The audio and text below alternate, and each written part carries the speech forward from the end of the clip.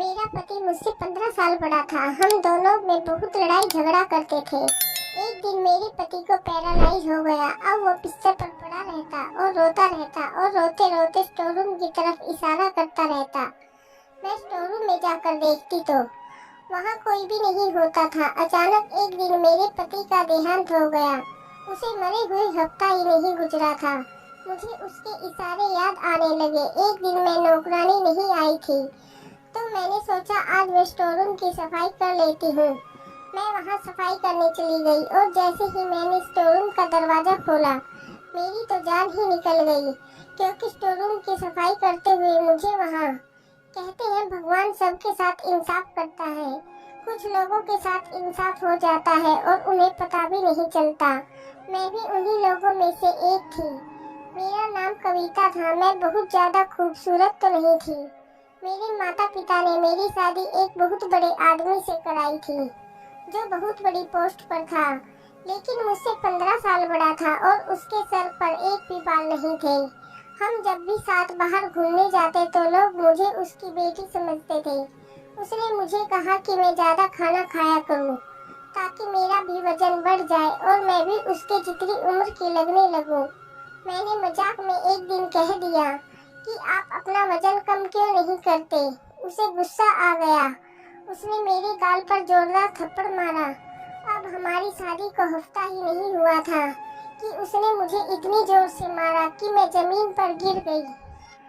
उसने कहा, औरत हो औरत बनकर रहो, मेरे सर पर बैठने की जरूरत नहीं है। मैं अच्छी तरह से जानता हूँ तुम औरतों को, अगर तुम्हें काबू में ना रखा जाए तो तुम पता नहीं क्या करो।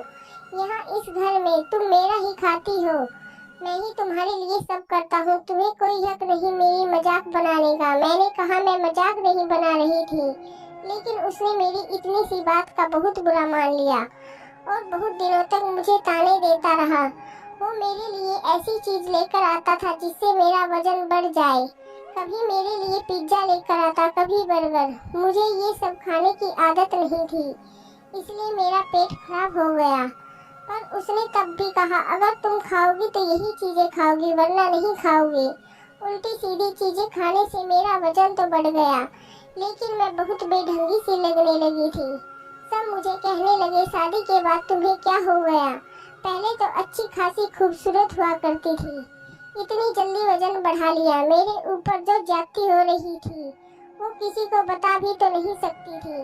उस आदमी ने मुझ पर हाथ उठाया, मुझे मेरे माता पिता और दुनिया वालों के सामने रुसवा किया, मेरे घर वालों को गालियां दी, जरा भी इज्जत नहीं करता। मुझे लगता था कि चलो जो भी हो रहा हो मेरा पति है, मेरा खर्चा तो उठाएगा ही, लेकिन अब तो उसने वो भी बंद कर दिया। मुझे कहने लगा, अपना खर्चा खुद उठाओ, मेरे पास तुम्हारे लिए पैसे नहीं है, अगर पैसे चाहिए तो अपने लिए नौकरी तलाश कर लो। जीवन में सुकून जैसे कहीं खो सा गया था। रोज कोई ना कोई हंगामा जरूर करता।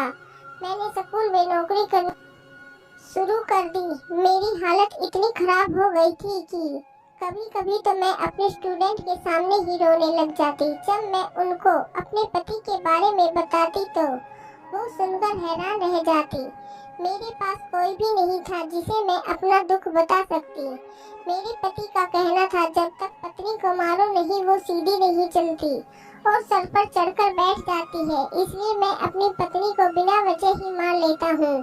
अपने दोस्तों और रिश्तेदारों के सामने मेरी बेइज्जती करता रहता।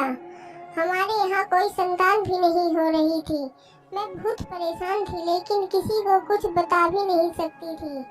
सबसे झूठ बोलना पड़ता था कि सब कुछ ठीक चल रहा है, अच्छी भली जिंदगी गुजर रही थी। ना जाने क्यों मेरे माता पिता ने मेरी शादी इस जैसे आदमी से कर दी। मैं हर तरह से कोशिश करती कि मैं उसे पसंद आ जाऊं, उसकी हर पसंद नापसंद का ख्याल रखती, वो जो भी कहता मैं वही करती, उसकी हर बात मानती। लेकिन मैं उसकी बात मानूं या ना मानूं, उसे मुझ पर गुस्सा आ ही रहता था। कभी कभी तो मुझे लगता था कि वो किसी और को पसंद करता है या कोई और बात है जिसका गुस्सा वो मेरे ऊपर उतारता है, क्योंकि मुझ पर गुस्सा करने के बाद वो अपने दोस्तों के साथ बाहर चला जाता, उनके साथ घूमता फिरता, हंसी मजाक भी करता और बहुत खुश रहता था। उसके दोस्त भी हमारे घर आ जाते थे और जब उनके दोस्त हमारे घर आते तो मेरा सारा दिन खाना पकाने में ही निकल जाता। फिर भी मैं उससे कुछ नहीं कहती, सोचती शायद अब वो खुश हो जाए, लेकिन वो तो किसी हाल में खुश रहने वाला ही नहीं था। मुझे समझ नहीं आ रहा था कि ये सब क्या हो रहा है मेरे साथ। कभी तो लगता कि मुझे किसी की नज़र लग गई है या किसी ने मेरे ऊपर काला जादू करा दिया है, क्योंकि जो कुछ भी मेरे साथ हो रहा था वो सब समझ से परे था। मेरे पति जिस ऑफिस में काम करता था वहाँ खूब रिश्वत लिया करता था। नई से नई गाड़ियाँ, मोबाइल बदलता रहता, अपने लिए अच्छी से अच्छी चीज लेकर आता, अपने हर शौक पूरे करता, लेकिन उसे मेरे खर्चे का जरा भी ख्याल नहीं था। मैं अपने सारे खर्चे खुद पूरे करती। अब तो हम अपने मोहल्ले में भी मशहूर हो गए थे कि ये लोग बहुत लड़ते हैं। हमारी लड़ाई भी ज्यादा ही हुआ करती थी। लेकिन एक दिन तो हद ही हो गई जब उसने मुझे बिना वजह ही लड़ना शुरू कर दिया। मेरे पति ने जोर जोर से चिल्लाना शुरू कर दिया। उसने कहा, मैंने तुमसे कहा था आज मेरे लिए अच्छा खाना बनाना और तुमने दाल बनाकर रख दी। मैंने कहा अगर अच्छा खाना खाना हो तो उसके लिए पैसे भी दे देना। मेरे पास पैसे नहीं है और अभी मेरी सैलरी भी नहीं मिली है।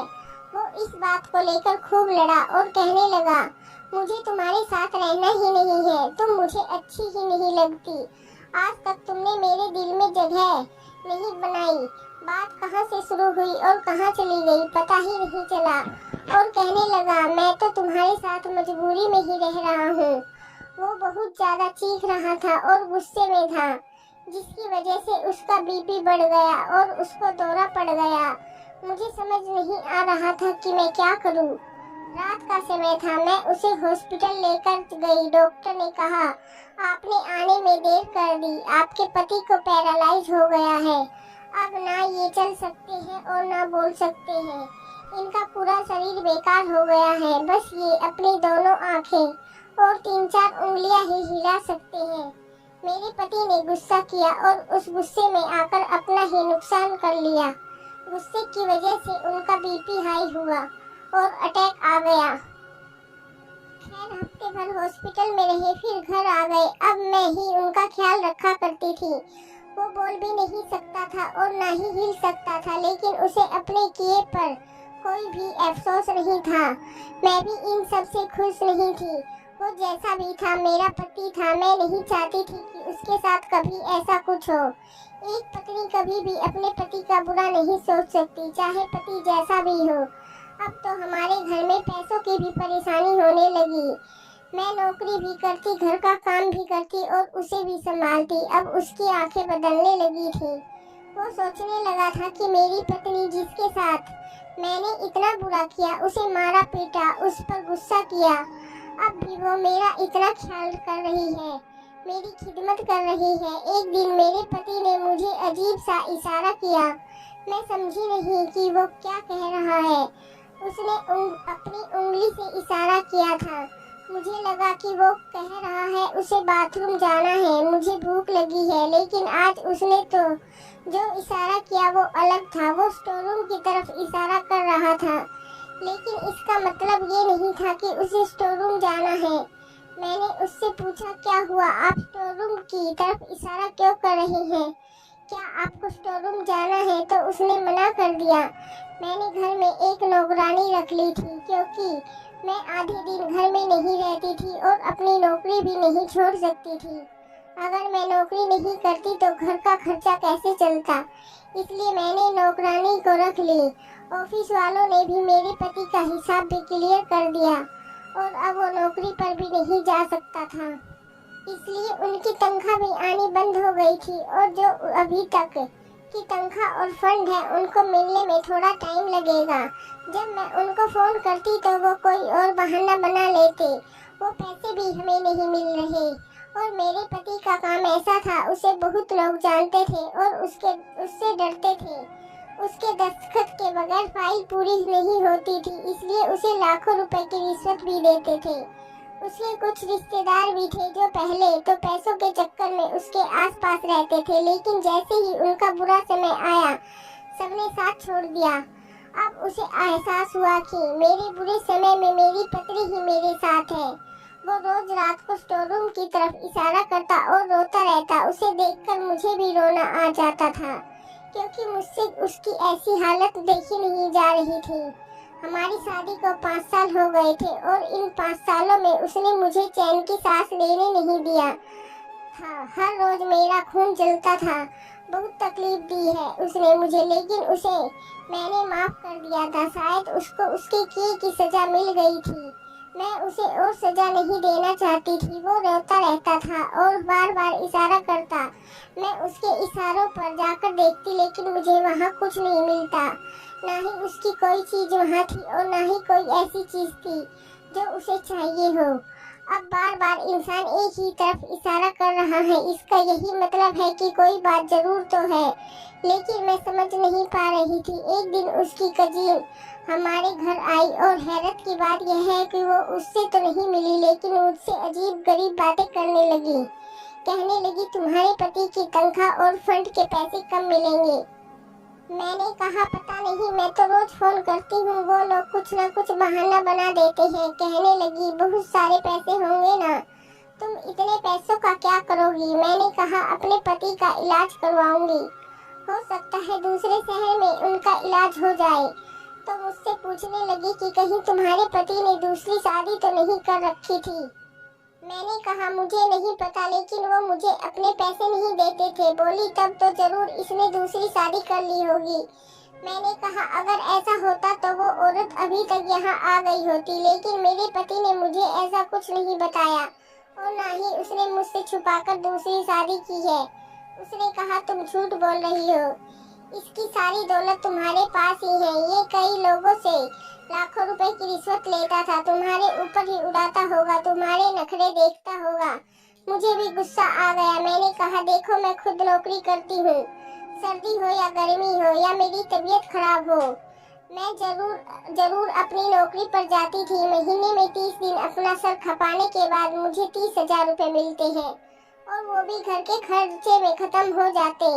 तुम्हें उसके पैसे चाहिए तो खुद तलाश कर लो। उसके पैसे भी, उसकी दूसरी पत्नी भी अगर मिल जाए तो मुझे भी बता देना। उसने कहा, तुम बहुत बदतमीज हो और तुम्हारा पति भी ऐसा ही था, इसलिए आज इस हाल में पड़ा है। तुम देखना कहीं तुम भी इसी हाल में ना पहुंच जाओ। आज वो लोगों का मोहताज है, कल तुम्हें भी मोहताज ना बन जाना पड़े। अगर ऐसा हुआ तो तुम्हें दोनों का ख्याल कौन रखेगा? तुम तो तड़प तड़प कर भगवान को प्यारे हो जाओगे। मैं उसकी बातें सुनकर हैरान रह गई और सोचने लगी, कैसी दुनिया है ये, लोग किसी की भी हाल में आपको नहीं छोड़ते। मैंने उससे अब भी तमीज के साथ कहा कि तुम यहाँ से जा सकती हो, फिर वो चली गई।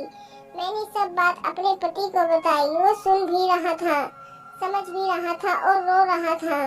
वो मुझसे शायद बातें करना चाहता था, लेकिन अब वो बोल नहीं सकता था।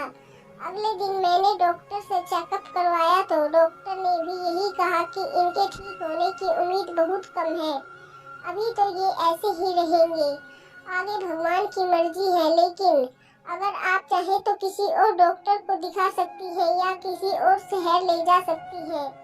डॉक्टर हर माह आकर चेक करते थे, लेकिन कोई अच्छी खबर नहीं मिल रही थी। बस मेरा पति बार बार स्टोर रूम की तरफ इशारा करता रहता और मैं समझ नहीं पाती कि वो क्या कहने की कोशिश कर रहा है। वो यूं ही रोता रहता। डॉक्टर कहते, अगर ये रोते रहेंगे तो इनकी आंखें खराब हो जाएंगी और दवाई भी असर नहीं करेगी।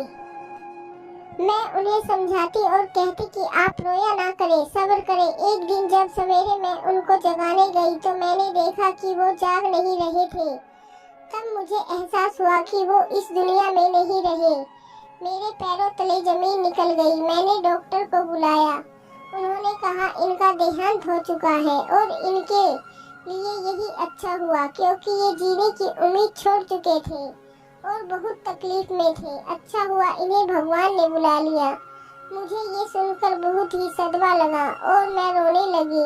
वो जैसे भी थे, आखिर मेरे पति थे। उन्होंने मेरे साथ कुछ भी किया हो, लेकिन उन्हें भी जीने का हक था।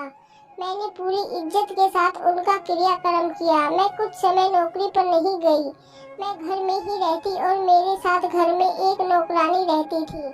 वही घर का सारा काम करती थी, खाना बनाना, सफाई करना, कपड़े धोना। मेरे पति के देहांत के बाद मेरा किसी काम में दिल नहीं लगता था। एक दिन किसी ने दरवाजा बजाया और मुझे नौकरानी ने आकर बताया कि मुझसे कोई औरत मिलना चाहती है, उसके साथ बच्चे भी हैं। मैंने कहा क्या नाम है उसका? उसने मुझे नाम बताया। मैंने कहा मैं इस नाम की किसी औरत को नहीं जानती थी और न ही उसके बच्चों को। मैंने कहा कौन है आप? उसने कहा मैं तुम्हारे पति की दूसरी पत्नी हूँ, अब वो मर गया है, मैं अपना और अपने बच्चों का हिस्सा लेने आई हूँ।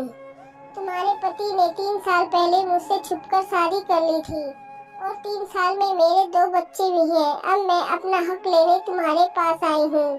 जब मैंने ये बात सुनी तो मुझे उस औरत का ख्याल आ गया जो उस दिन हमारे घर पर आई थी। इसका मतलब वो गलत नहीं कह रही थी और इनके बाकी के रिश्तेदार भी यही सोचते थे। मैंने कहा तुम्हें शर्म नहीं आई एक शादीशुदा आदमी से शादी करते हुए? उसने कहा इसमें मेरा क्या कसूर है, वो तुम्हें पसंद ही नहीं करता था, तुम उसे अच्छी नहीं लगती थी और मैं खूबसूरत हूँ, हसीन हूँ। वो मेरे पीछे पड़ गया और मुझसे शादी कर ली। मैंने कहा खूबसूरत तो मैं भी थी, लेकिन उसने मुझे जानबूझकर बदसूरत कर दिया। उसने कहा मर्द ऐसा क्यों करेगा, शायद तुम्हारी किस्मत ही खराब थी। खैर छोड़ो इन सब बातों को, अब वो इस दुनिया में नहीं रहा, मेरा हिस्सा दे दो मुझे। तो मैंने कहा वो मेरे पास कुछ नहीं छोड़ कर गया है, मैं अपना खर्चा भी अपनी नौकरी करके चलाती हूँ और जो उसके फंड और तनख्वाह है वो अभी तक मिली नहीं। जब मिल जाएगी तो मैं तुम्हें उसमें से आधे पैसे दे दूंगी। और रहा ये घर भी किराए का है और इसे मैं चलाती हूँ, तुम्हारा पति नहीं चलाता, वो मुझे पैसे भी नहीं देता, तुम पर ही उड़ाता होगा अपनी सारी दौलत। तभी तो इस घर में 1 रुपया भी नहीं देता था। तुमने उसके जीते जी बहुत ऐश कर लिया, अब तुम्हें क्या चाहिए? वो औरत मुझसे लड़ने लगी और मेरे पूरे घर की तलाशी लेने लगी। मैंने कहा ये यहाँ कुछ भी नहीं है, जाओ यहाँ से। मेरा बीपी बढ़ने लगा, मुझे उसकी हरकत से बहुत गुस्सा आ रहा था। वो औरत बहुत जिद्दी और बदतमीज थी। जब उसे कुछ नहीं मिला तो वो चली गई और कह कर गई कि तुम पर नजर रखूंगी, जब उसके पैसे आ जाएंगे तो मैं खुद लेने आ जाऊंगी, मुझे सब कुछ पता चल जाएगा। मेरी नौकरानी ने बताया कि वो उस औरत को जानती है, वो बहुत बिगड़ी हुई औरत है, अमीर आदमी को पहले फंसाती है, फिर उससे शादी करती है और फिर बाद में उसके सारे पैसे ले लेती है या तलाक के नाम पर बच्चों का खर्चा मांगती है। अब पता नहीं उसने ऐसा क्यों किया, लेकिन ये औरत अच्छी नहीं है, इसको तो सारा मोहल्ला जानता है।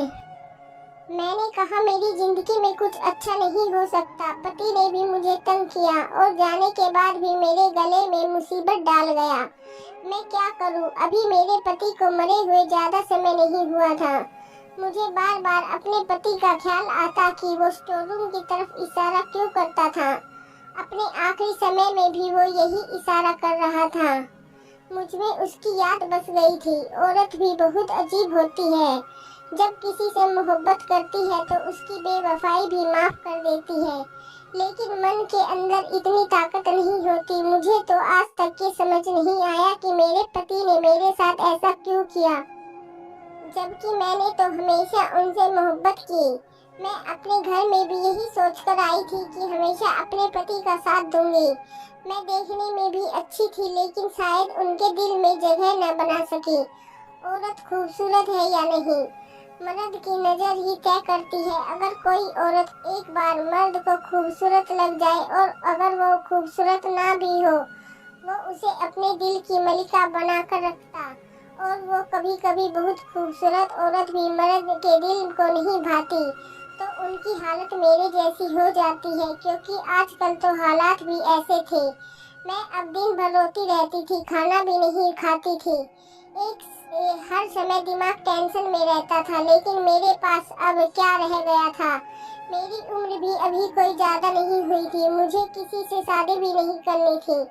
मेरा ऐसा कोई इरादा नहीं था, मैं सिर्फ अपनी जिंदगी चैन सुकून से और अपने तरीके से जीना चाहती थी और मेरे दिल में अब कोई चाहत बाकी ना रही थी।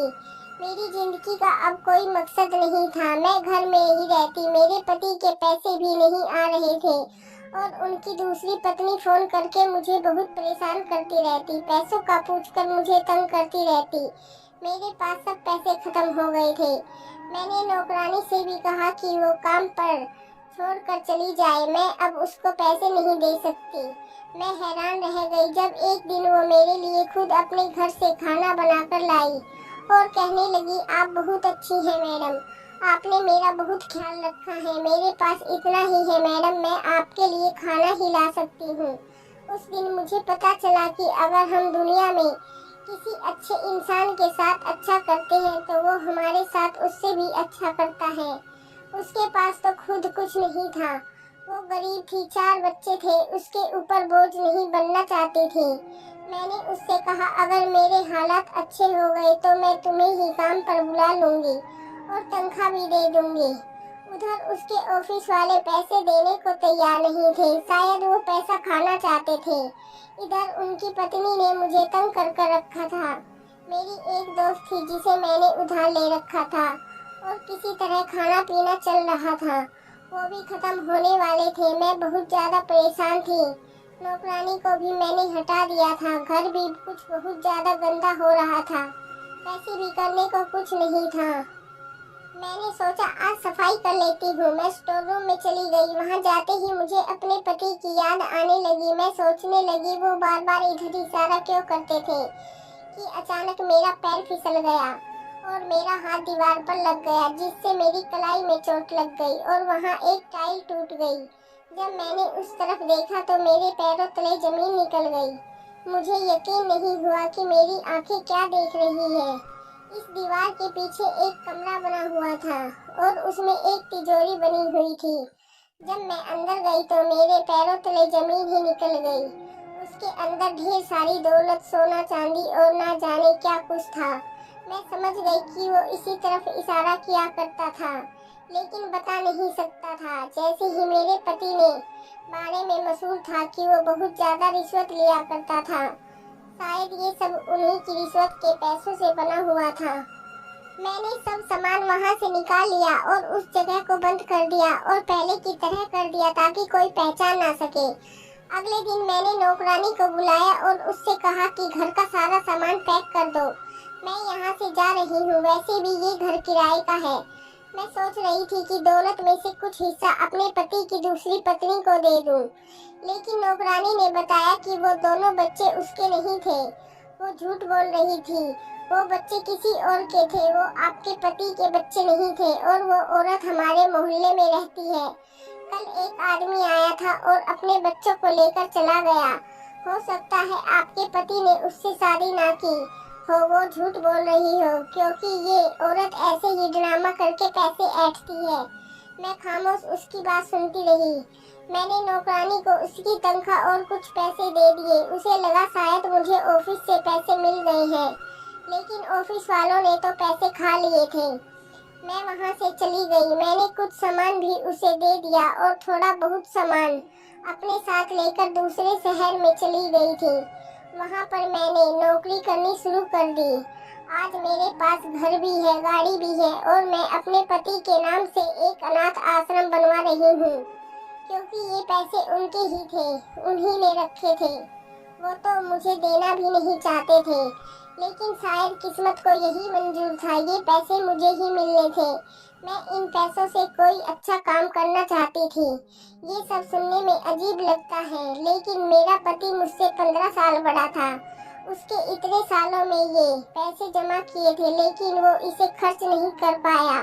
यही तो जीवन है, इसमें ऊंच नीच होती रहती है, लेकिन अब मैं किसी पर भरोसा नहीं कर सकती, इसलिए दूसरी शादी नहीं करना चाहती। मैंने आगे पढ़ाई करने का फैसला किया है ताकि मैं एक अच्छी जॉब कर सकूं, क्योंकि चाहे आपके पास दौलत का दरिया क्यों न हो, वो एक न एक दिन खत्म हो ही जाता है। मैं अपने पति को खुशी से याद करती हूँ और उनकी आत्मा के लिए भगवान से प्रार्थना करती हूँ, क्योंकि वो जैसा भी था मेरा पति था। दोस्तों, उम्मीद करती हूँ आपको हमारी कहानी पसंद आई होगी।